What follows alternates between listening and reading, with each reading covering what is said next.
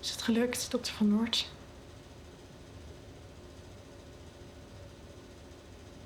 Ja, lijkt het. Maar waarom voel ik me dan nog steeds hetzelfde?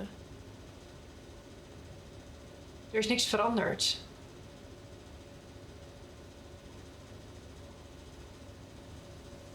Sorry. Ik dacht dat ik... Goed zo even. Dat is nog steeds... Weinig.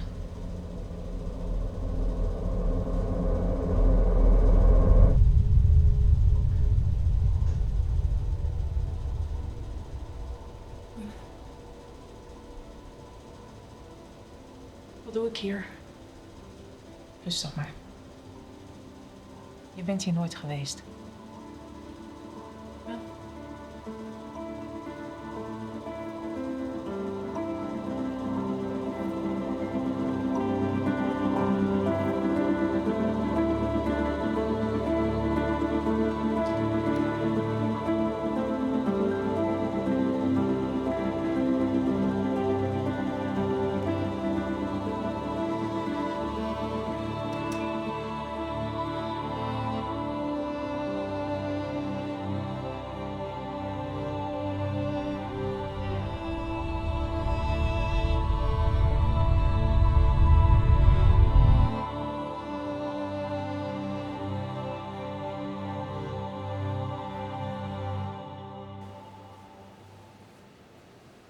Voel je? Je had die andere doel moeten zien, toch?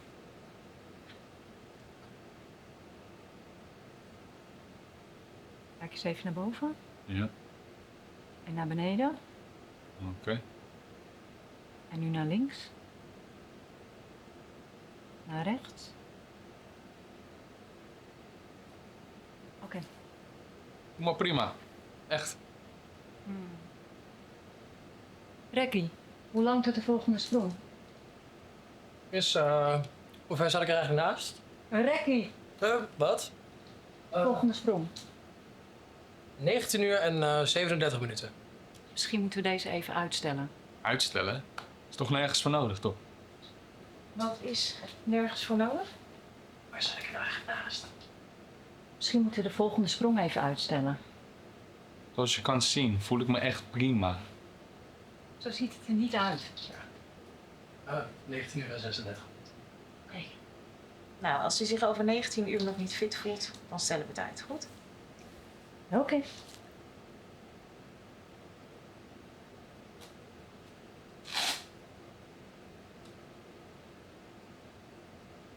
Hou je in de gaten, jongen. Hup, naar huis. Slapen.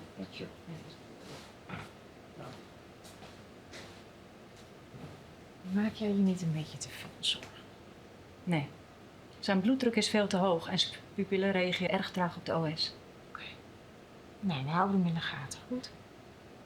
We zijn ook gewoon nog niet zo heel erg lang bezig. We weten ook gewoon nog niet zoveel.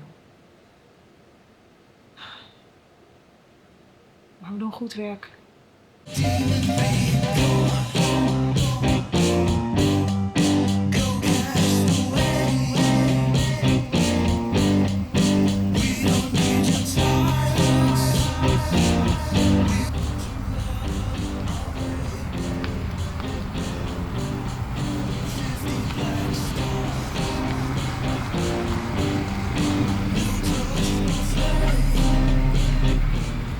Heb je een leuke avond gehad?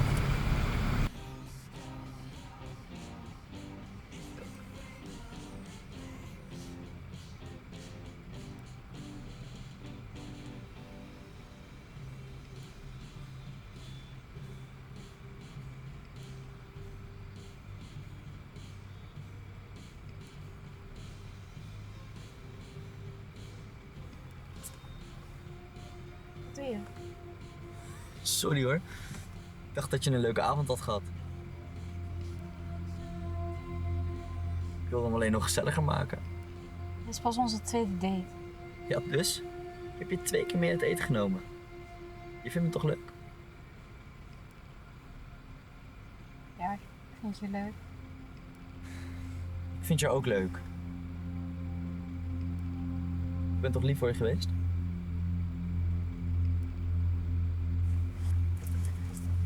Ik wil dat je me naar huis brengt.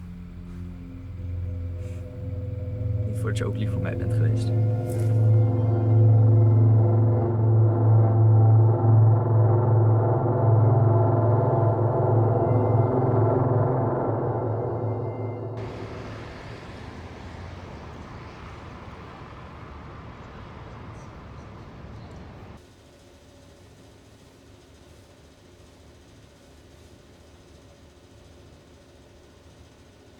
Ready?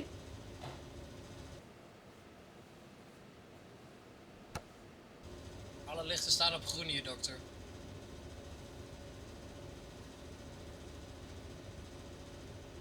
Oké, Ellen, ik weet dat wat ik van je vraag erg moeilijk is.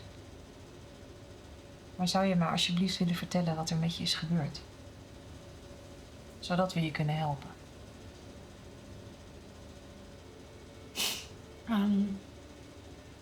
Het was onze tweede date. En hij was heel lief. Hij deed de deur voor me open en zo. En we gingen er uit eten bij die Italiaan op de lijnbaan. Die heeft heerlijke cannelloni. En daarna gingen we naar de film. Hij had van superheldenfilms en ik vond het niet erg of zo. Saai. Ja, ik liep gewoon.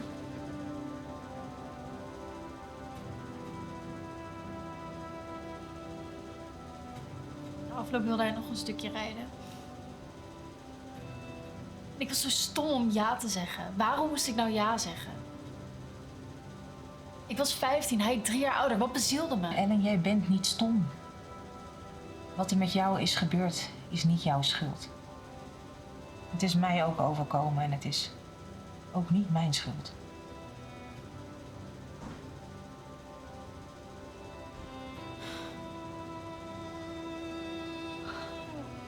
Waar reed hij jou naartoe? We gingen naar de parkeerplaats bij de ingang van het vrijheidspark. Weet je nog welke datum het was en hoe laat? 2 jaar geleden, op 3 augustus.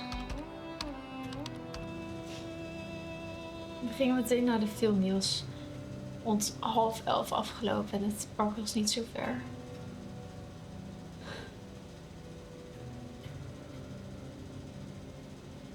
Het was helemaal leeg daar.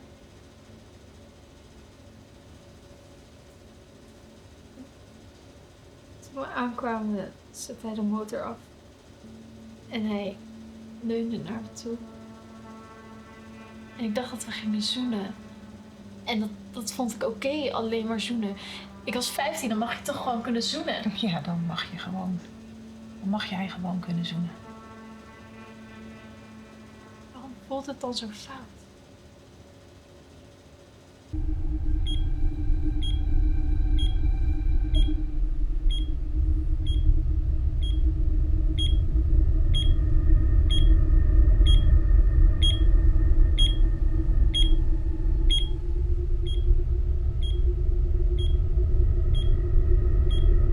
Vijf, 4, 3, 2, 1.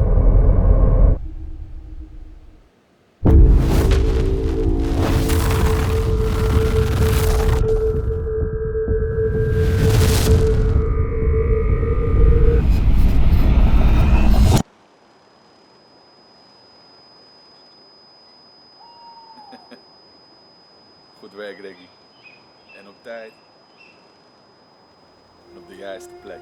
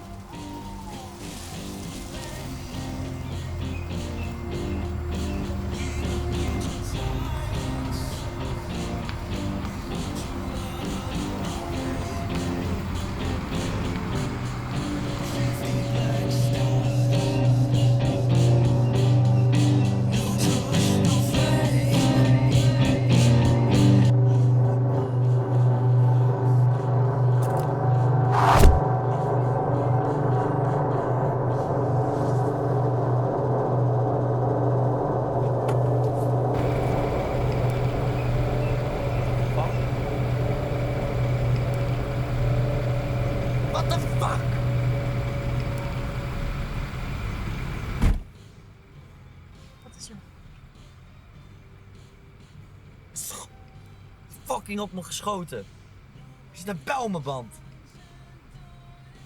Je moet weg hier. En hoe wil je dat gaan doen? Er zit een fucking pijl op mijn band.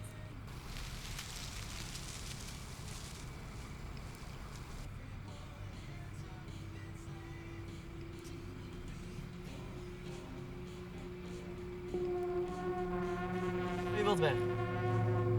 Ga dan. Ga dan!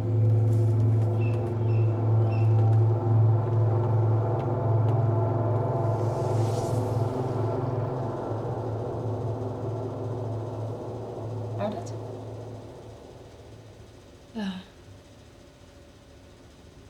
Ik weet niet, Wat gebeurt er met je?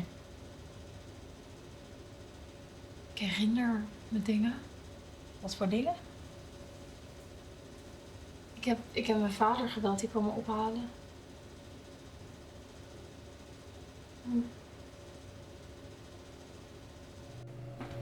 Interessant. Ik wou nog even. Ah, flauw mijn hoofd. Chris, kijk mij eens aan. Chris. Ah, laat me even alsjeblieft. Alsjeblieft. Misschien gaat het zo verbeteren. Dit is zijn 5e sprong in 1 week, Anouk. Dat is even genoeg nu.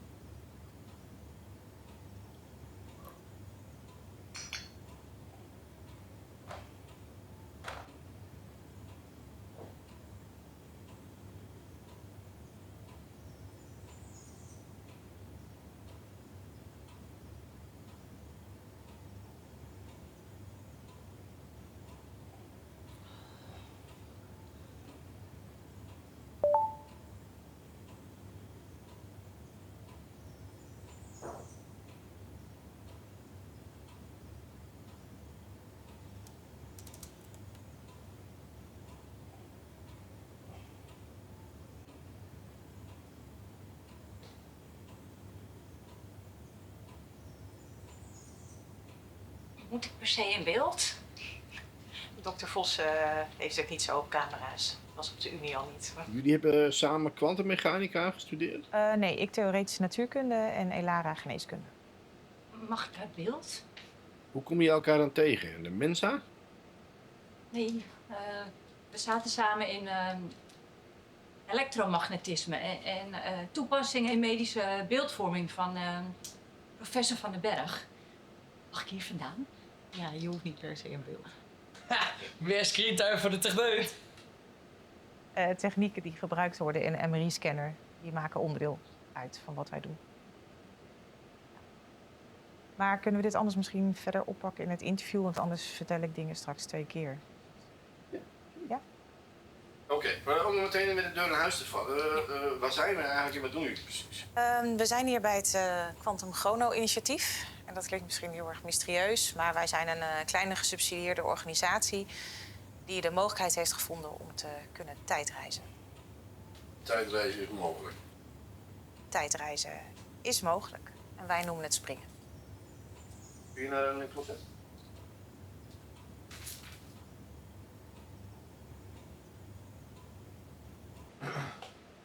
Oké.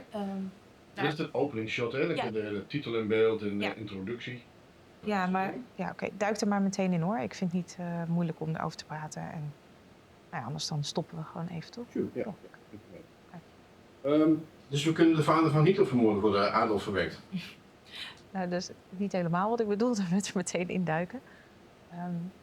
Laat ik antwoord geven met een tegenvraag. Was Alois Hitler, de vader van Adolf, schuldig aan de latere acties van zijn zoon? Hij overleed 30 jaar voordat Adolf aan de macht kwam. Ja, oké, dat heb je een punt. Eigenlijk zouden we Adolf zelf moeten vermoorden voordat hij gaan vader wordt. Ja, dat zou inderdaad kunnen, maar we hebben ook te maken met het risico van het vlindereffect. En knip dit hele Hitlerstuk er maar uit. Dat vind ik een beetje. Kunnen we het wat kleiner houden, meer terug naar het nu. Oké. Vind ik fijn. Oké. Wat is jullie doel hier? Waarom wil je tijdreizen? Denk jij wel eens, als ik terugkom met de kennis van nu, dan. Ja, nou, dat denkt een slachtoffer van seksueel geweld dus elke dag. Misschien wel elke minuut. Wat als? Wat als ik niet was meegegaan? Wat als ik duidelijker was geweest? Wat als? Wat als? Wat als ik hem niet had binnengelaten? Hij was tenslotte al mijn ex. Ik was hem niks verschuldigd en toch heb ik met hem afgesproken. Zodat hij het kon afsluiten. Dat was zijn doel, zei hij. En mijn ouders die waren er niet, dus we spraken af bij mij. En meteen bij binnenkomst wilde hij al een knuffel. Dat stond me meteen al tegen, dus ik probeerde hem op afstand te houden en dat maakte hem kwaad. Want hij had tenslotte goede bedoelingen, dus waarom deed ik weer zo moeilijk? En ik zei, kunnen we dit alsjeblieft afsluiten? Ik moet morgen weer vroeg naar school. Ik zat in het laatste jaar van het VWO. Ik was bijna 18. Duw me niet weg, zei hij.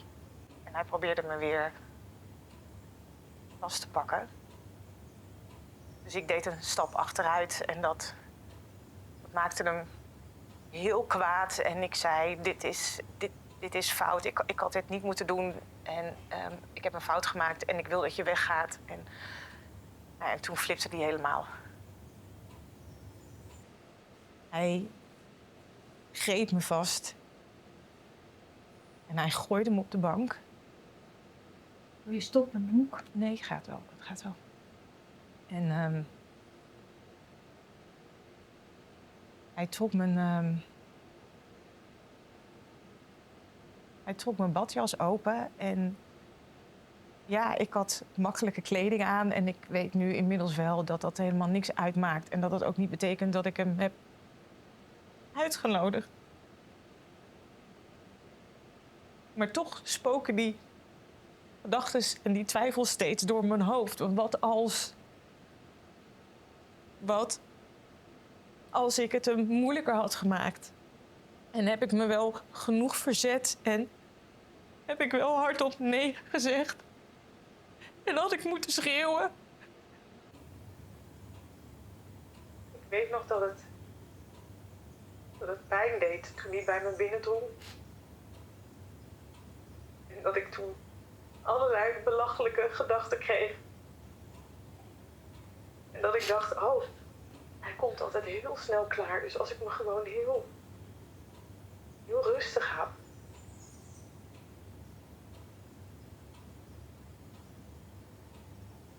Maar voor mijn gevoel duurde het uren.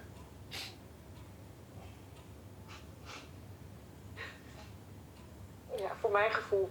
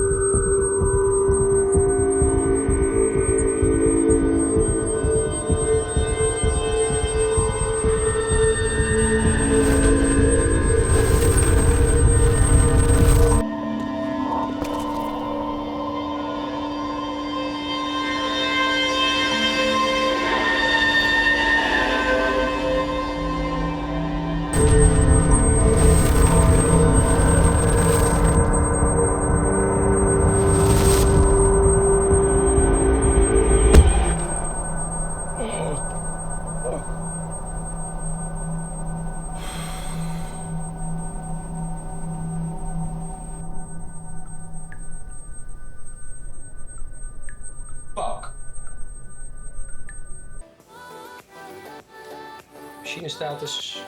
Check. Coördinaten ook check. Gevingsfactoren nog niet. De tijdsverplaatsingssequentie ook straks.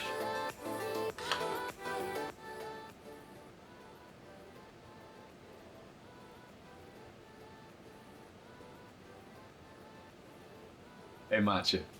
Hey. Ik weet dat je bezorgd bent, maar ik ben echt wel oké. Oké? Oké. Rust heeft me echt goed gedaan, maat. Fijn dat je weer terug bent. Wat was er nou aan de hand? Ja, volgens de neuroloog in het ziekenhuis was het barotrauma. MRI en zo gehad, geen interne schade. En ja, ik weet dat de lager sceptisch blijft, maar ik heb gewoon groen licht gekregen van de neuroloog. Nou, fijn dat het weer goed gaat, man. Ja, toch? Ben je echt niet boos? Nou ja, het is een beetje zonde, hè? Dinsdag hadden we natuurlijk Call of Duty kunnen spelen, maar... Ja, je hebt wel gelijk. Maar ik moest toch rustig aan doen. Dus kill-death ratio chasen lijkt me geen goed plan. Nee, dat is ook waar. Hey. Ga even zitten. Hoezo? Ik heb gewoon groen licht gekregen van neuroloog. Dat weet ik, maar ik wil eerst even een nulmeting doen voordat je gaat spelen. Oh, jongen, oké, prima.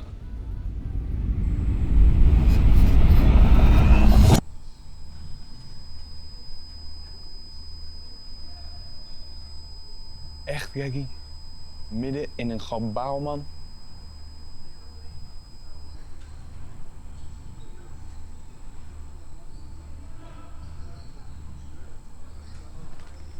Jij wilt toch een grote naam worden in voetballand? Kan je daarbij helpen? Ik heb Dennis ook geholpen. En Bas. Wow, nee. Zeker niet. Hé, Martijn. Het is niet jouw schuld, hè? Gaat het met je? Mag ik weg? Ja, tuurlijk mag je weg, jongen. Ga je gang.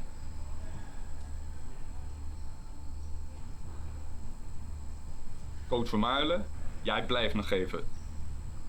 Moet je dit eens even zien. Wat is dit? In mijn tijd noemden ze dit gecanceld worden, coach. Je bent klaar. Herinner jij je nieuwe dingen, Martijn? Ik denk het.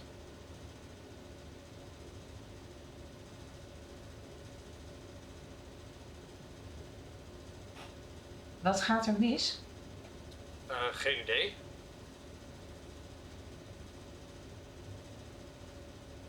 Blijf even zitten, oké?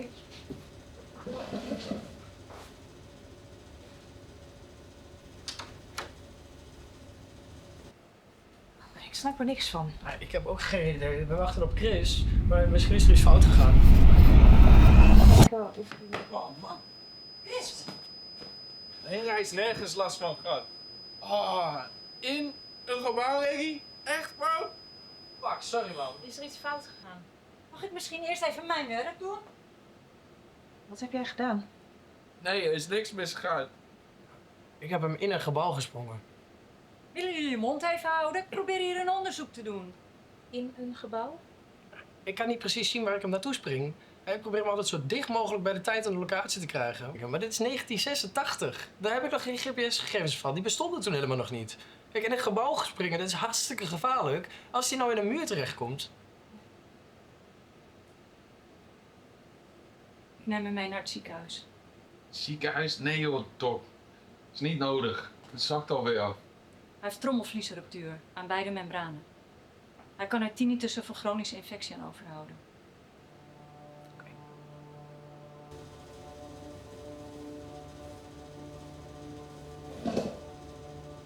Alles goed? Was coach Vermeulen de enige die zich aan jou opdrong? Coach Vermeulen? Ja. Kun jij je die nog herinneren? Ja, niet echt. Hij heeft ons niet maar heel kort getraind. Ja, ik probeer te begrijpen waarom jij nog steeds hier bent. Mijn lerares van de lagere school. Heb ik net allemaal verteld.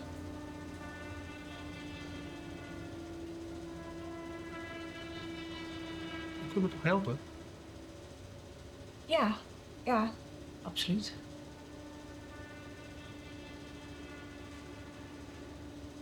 Er is iets misgegaan met een collega. Het spijt me echt heel erg, maar we zullen een nieuwe afspraak moeten maken. Chris! Chris!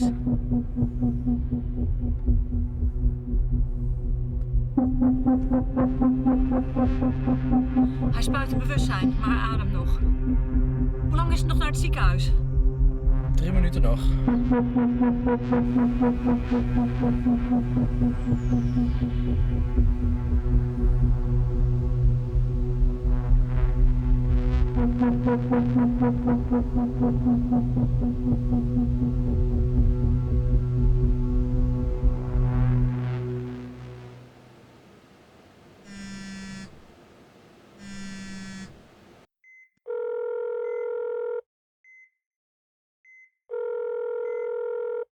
Zeg me dat alles goed met hem is. Hij verloor onderweg het bewustzijn. We hebben alles geprobeerd om hem bij te houden, maar het is niet gelukt. Hij ligt in coma. En omdat we nog niet weten hoe ernstig het is, houden we dat zo. Oké, blijf bij hem, ja? Kom je niet deze kant op? En wat wil je dat ik daar doe? Ik kan daar niks.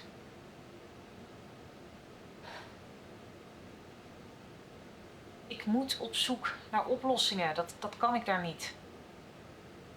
Je bent hier nodig. Chris heeft je nodig. Jij bent alles wat hij nodig heeft. Wil jij Reggie mijn kant op sturen? Rekkie zit naast het bed van Chris. Geen tijdmachine die hem daar vandaan kan halen. Wat ben je aan het doen? Je hoort hier te zijn. Ja, oké.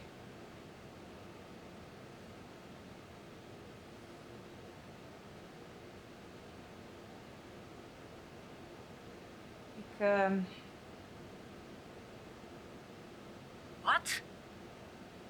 Anouk? Noek?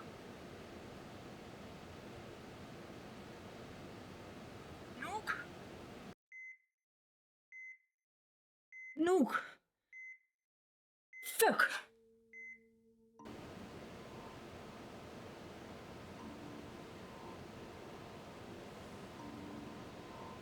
Barotrauma wordt veroorzaakt door het drukverschil.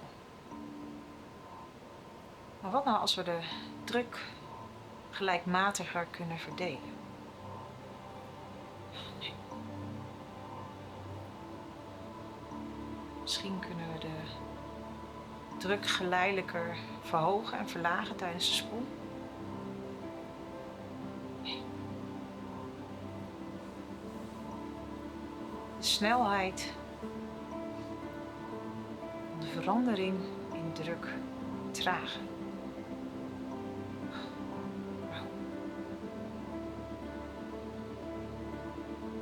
Het elektrisch debiet verlagen om abrupte fluctuaties op te vangen. Ja. Minder fluctuaties in de drukopbouw zorgen voor een geleidelijke opening van het tijdschat en een minder belastende spoel.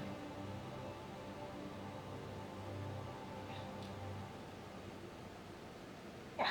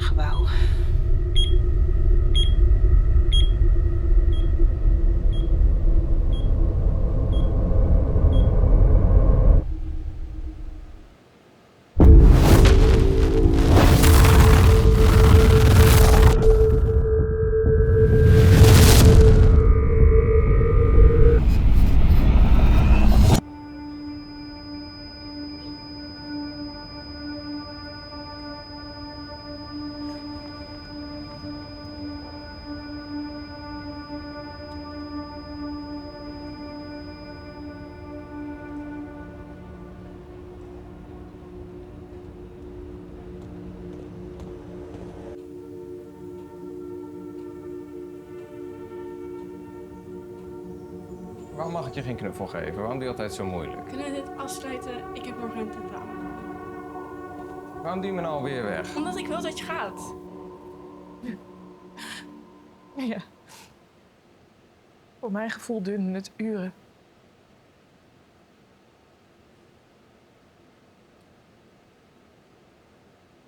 Sorry, kunnen we misschien even stoppen? Sure. Okay. Ik zie er zeker uit als een wasbeer. Misschien een stomme vraag, maar waarom zou je niet terugspringen naar juist dat moment en het voorkomen? Ja, dat is helemaal geen stomme vraag.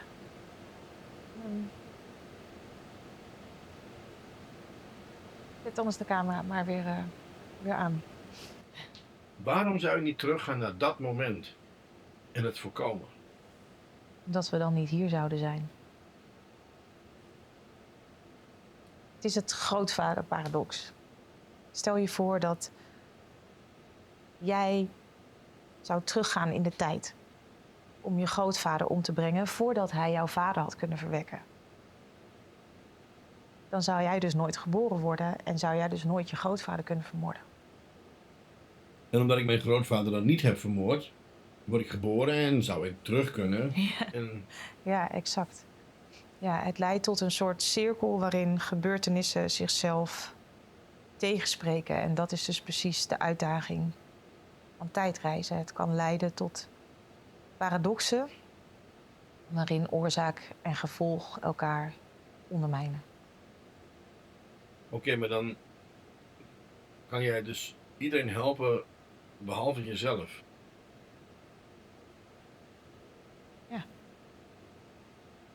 Ja, dat klopt. Ik kan nooit terug.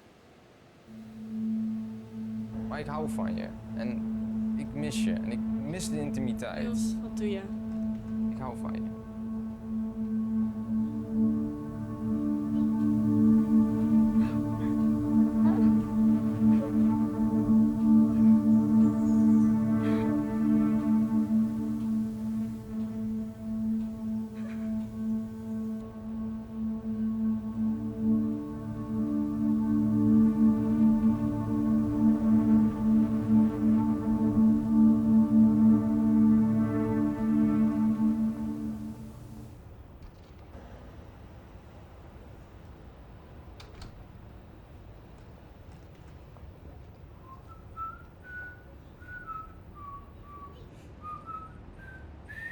Hoe trots kun je zijn op jezelf?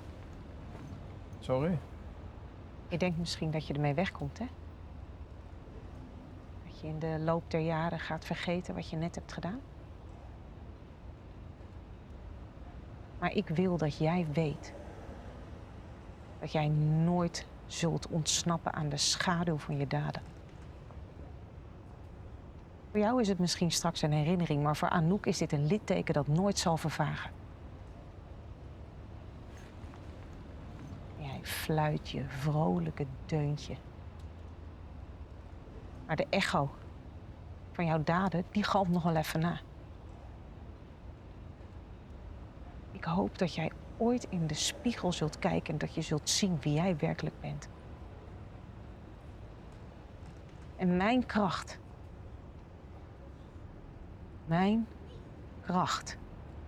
die zit hem niet in wraak. Of in het veranderen van het verleden. Die zit hem in het feit dat ik ben blijven staan, ondanks alles wat jij mij hebt aangedaan.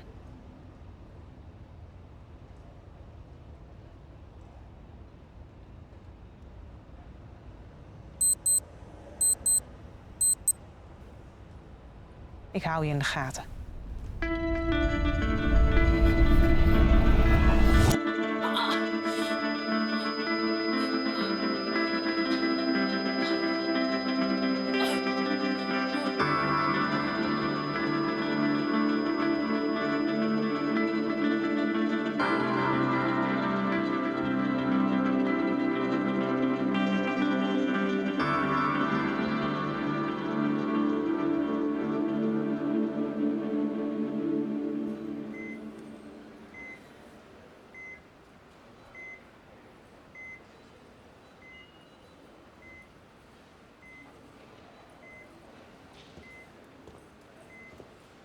De prijs van tijdreis blijkt dus hoger dan we ons vooraf hadden kunnen voorstellen. Barotrauma en resonantieschade hebben hem niet gespaard. Zijn hersenen hebben een subtiele maar verwoestende schade opgelopen. Zijn weefsel is aangetast door de drukverschillen en vooral in de hippocampus en frontale kwallen.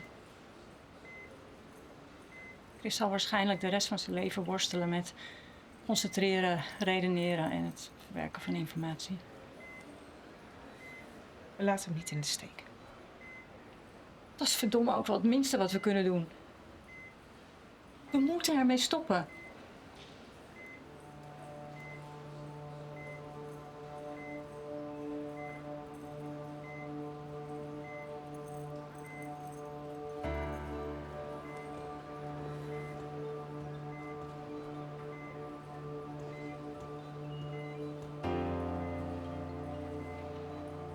Hoe was het? Rekkie heeft een app op zijn telefoon.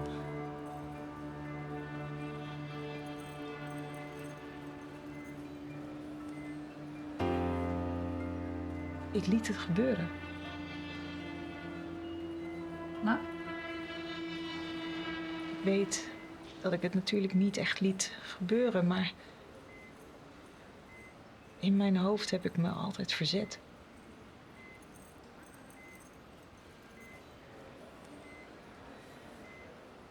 Het was als het sluiten van een boek. Maar ik weet dat niet alle littekens zullen vervagen.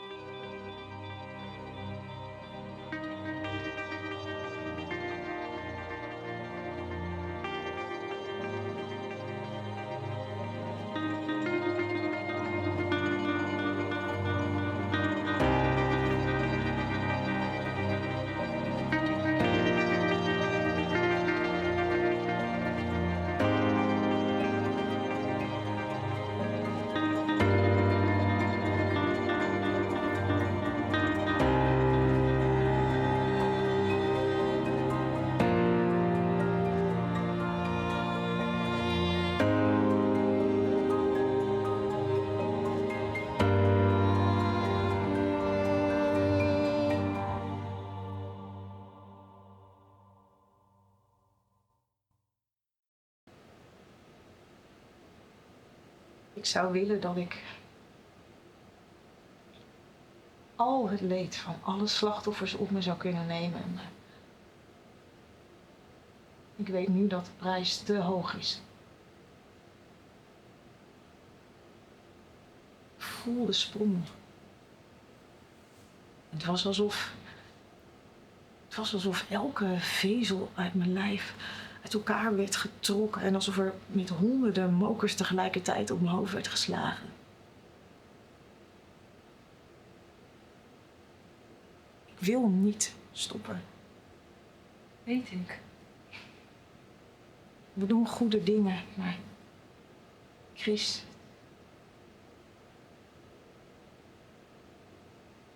Wat moeten we nu? Wat moeten we nu doen voor al die anderen? Hé, Artemis. Je hoeft deze last niet alleen te dragen. Laten we niet vergeten dat er al hulpverlening is. Hè?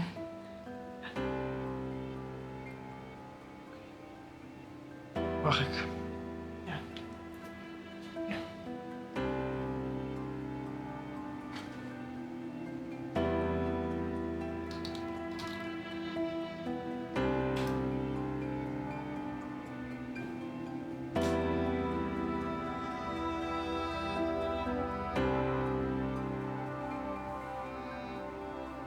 Hoeveel mensen stonden er nog op de wachtlijst?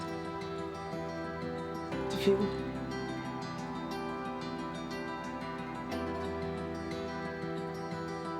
Maar we gaan ze helpen. Ze zijn niet alleen.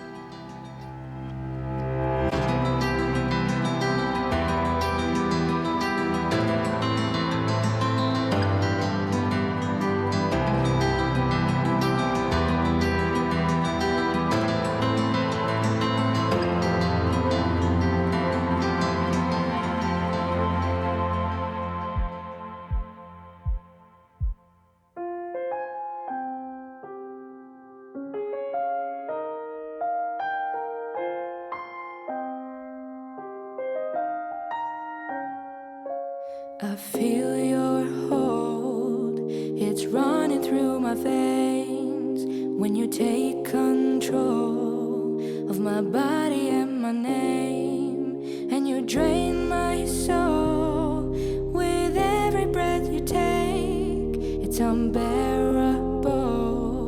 but I hope for better days. Once upon a time I was lesser than you.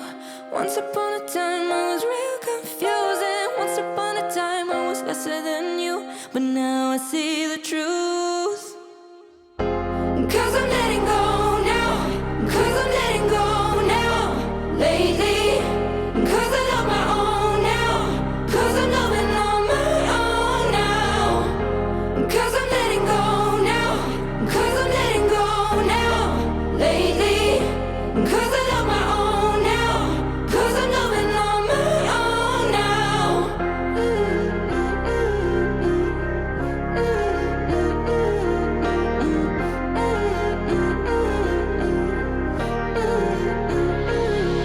As I take control, let go of all the shame, I break the code. No, I'll never be the same, but I know I'm whole. Rise from ash again. Yeah, you still have my soul, but now you're ordinary pain. Once upon a time I was lesser than you. Once upon a time I was real confused, and once upon a time I was lesser than you, but now I see the truth.